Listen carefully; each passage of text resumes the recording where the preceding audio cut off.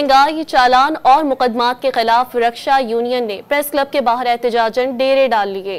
मुजाहिरीन ने मुतालबात ना माने जाने की सूरत में रक्षा जलाने की धमकी दे दी। मजीद अहवाल जानते हैं नुमाइंदा डॉन न्यूज़ मोहम्मद तैमूर से। जी मोहम्मद तैमूर, तफसीलात से आगाह कीजिएगा।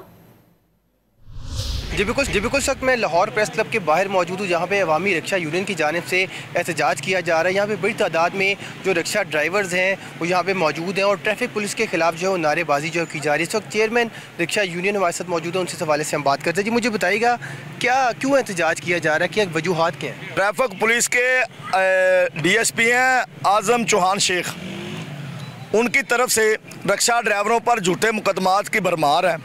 24 घंटे पहले थाने में रखते हैं, उसके बाद मुकदमा दर्ज करते हैं, फिर जब अदालतें बंद होने का टाइम होता है चौथे दिन, फिर उस वक्त उनको जेल में भेज देते हैं।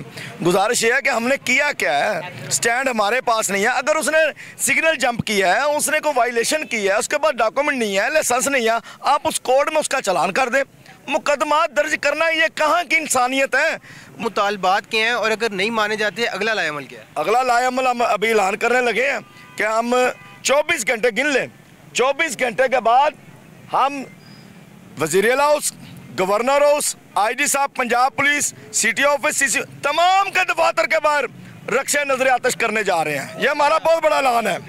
जी आपने इनकी गुफ्तगू सुन ली। इनका ये कहना है कि अगर इनके मुतालबात ना माने गए और जो गलत पर्चे दिए जा रहे हैं, गलत चलान किए जा रहे हैं, उससे ट्रैफिक पुलिस पीछे नहीं हटती तो वज़ीर आला हाउस के बाहर जाके रक्षे जलाए जाएंगे और एहतजाज को जो है वुसअत दी जाएगी। जी।